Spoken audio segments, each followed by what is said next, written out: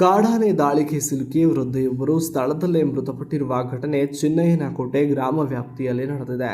ಸುಮಾರು 72 ವರ್ಷದ ಕಾತಾಯಿ ಎಂಬುವರೇ ಮೃತ ದುರ್ದೈವಿಯಾಗಿದ್ದು, ಅರಣ್ಯ ಇಲಾಖೆಯ ವಿರುದ್ಧ ಗ್ರಾಮಸ್ಥರು ತೀವ್ರ ಆಕ್ರೋಶವನ್ನು ವ್ಯಕ್ತಪಡಿಸುತ್ತಿದ್ದಾರೆ.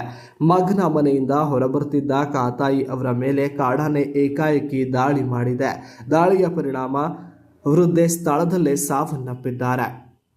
ಇನ್ನು ಅರಣ್ಯ ಇಲಾಖೆಯ ನಿರ್ಲಕ್ಷ್ಯದಿಂದ ಕಾಡಾನೆಗಳು ಗ್ರಾಮದಲ್ಲಿ ಉಪಟಳ ನೀಡುತ್ತಿವೆ ಎಂದು ಗ್ರಾಮಸ್ಥರು ತೀವ್ರ ಆಕ್ರೋಶವನ್ನು ವ್ಯಕ್ತಪಡಿಸಿದ್ದಾರೆ. ರಾಜ್ಯ ವನ್ಯಜೀವಿ ಮಂಡಳಿಯ ಸದಸ್ಯ ಸಂಕೇತ ಪೂವಯ್ಯ ಅವರು ಸ್ಥಳಕ್ಕೆ ಭೇಟಿಯನ್ನು ನೀಡಿ ಅಗತ್ಯ ಕ್ರಮವನ್ನು ಕೈಗೊಳ್ಳುವಂತೆ ಅಧಿಕಾರಿಗಳಿಗೆ ಸೂಚನೆಯನ್ನು ಕೂಡ ನೀಡಿದ್ದಾರೆ.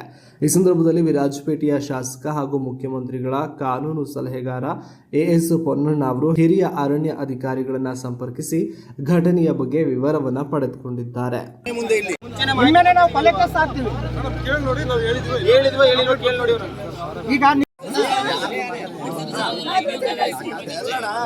ಇವ್ರ ಹತ್ತಿರ ಪರಿಹಾರ ಹೇಳ್ತಾರೆ, ಇವ್ರು ತಪ್ಪು ಇವ್ರು ಒಪ್ಕೊಂಡಿದ್ದಾರೆ.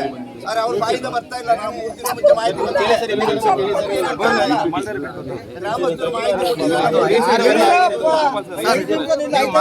ರೈಲ್ವೆ ಬ್ಯಾರಿಕೇಡ್ ಇದೆಯಲ್ಲ, ಹೈಟ್ ಮಾಡ್ಲಿಕ್ಕೆ ರಹೀಮ್ ಅಂತ. ನಾನಿರೋದು ಚನ್ನನಕೋಟೆ. ನಾವು ಬೆಳಗ್ಗೆ ಆನೆದು ಸೌಂಡ್ ಕೇಳ್ಬಿಟ್ಟು ಬಾಗಿಲು ತೆಗಿಬೇಕಾದ್ರೆ ಆನೆ ಬಂದು ನಮ್ಮ ಮನೆ ಮುಂದ್ಗಡೆನೇ ನಿಂತಿತ್ತು. ನಾನು ಅಷ್ಟೊತ್ತಿಗೆ ಬಾಗಿಲು ಬೇಗ ಕ್ಲೋಸ್ ಮಾಡಿಬಿಟ್ಟೆ. ಸ್ವಲ್ಪ ಕೆಳಗಡೆ ಹೋದ್ಮೇಲೆ ನಾನು ಬಾಗಿಲು ಓಪನ್ ಮಾಡಿ ನೋಡಬೇಕಾದ್ರೆ ಆನೆ ಕೆಳಗಡೆ ಹೋಗ್ತಾ ಇತ್ತು.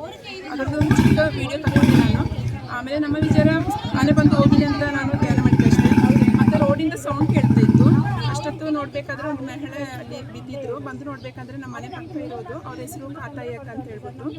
ಅಷ್ಟೊತ್ತಿಗೆ ಅವರು ತೀರ್ಕೊಂಡಿದ್ರು. ಅವ್ರ ಮಕ್ಕಳಿಗೆ ಯಾರಿಲ್ಲ. ಅವರು ನಮ್ಮ ಮನೆ ಪಕ್ಕದಲ್ಲಿ ತೊಂದರೆ ಆಗ್ತಾ ಇರೋದು.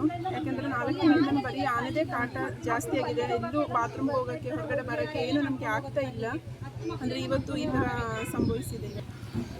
ಅಂದರೆ ನಾವು ಸಂಜೆ ಮಕ್ಕಳು ಟ್ಯೂಷನ್ಗೆ ಹೋಗಿರ್ತಾರೆ, ಬೆಳಗ್ಗೆ ಅದೇ ಥರ ಹಳ್ಳಿಗೆ ಹೋಗಿರ್ತಾರೆ. ಅಂದರೆ ನಮ್ಮ ಗ್ರಾಮದಲ್ಲಿ ಲೈಟ್ ಕೂಡ ಇಲ್ಲ. ಯಾವತ್ತೂ ನೋಡಿದ್ರೆ ಫುಲ್ ಕತ್ಲಾಗಿ ಬಿದ್ದಿರ್ತದೆ. ಅದು ತುಂಬ ಸಲ ಇನ್ಫಾರ್ಮ್ ಮಾಡಿದ್ದು, ಅದ್ರ ಬಗ್ಗೆ ಅವ್ರು ಏನು ಕೊಟ್ಟಿಲ್ಲ. ಅವರು ಅಂದರೆ ಮಹಿಳೆ ಅಂದರೆ ಅವ್ರ ಮಗನ ಮನೆಗೆ ಹೋಗ್ಬಿಟ್ಟು ಬೆಳಗ್ಗೆ ಈ ಕಡೆ ಇವ್ರ ಮನೆಗೆ ಬರ್ತಾ ಇದ್ದಿದ್ದು. ಅಂದರೆ ಅವ್ರ ದೊಡ್ಡ ಮಗ ಸ್ವಲ್ಪ ಹಿಂದ್ಗಡೆ ಇರೋದು.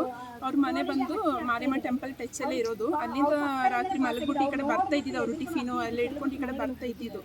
ಅಷ್ಟೊತ್ತಿಗೆ ಈ ಥರ ಸಂಭವಿಸಿದೆ ಅಷ್ಟೇ. ಇದಕ್ಕೇನಾದರೂ ಒಂದು ಪರಿಹಾರ ನೀವು ಇದು ಮಾಡಲೇಬೇಕು. ಯಾಕಂದರೆ ಈಗ ಅವ್ರಿಗೆ ಇವತ್ತಾಗಿದೆ, ನಾಳೆ ನಮ್ಮಲ್ಲಿ ಯಾರಿಗಾದ್ರೂ ಒಬ್ಬರಿಗೆ ಆಗ್ಬೋದು. ಅದು ಬೇರೆ ವಿಷಯ. ಅಂದರೆ ನೀವು ಆದಷ್ಟು ಬೇಗ ಇದಕ್ಕೇನಾದರೂ ಒಂದು ಪರಿಹಾರ ಒಂದು ಕಂಡು ಏನಾದರೂ ಮಾಡಿಕೊಡಿ ಪ್ಲೀಸ್.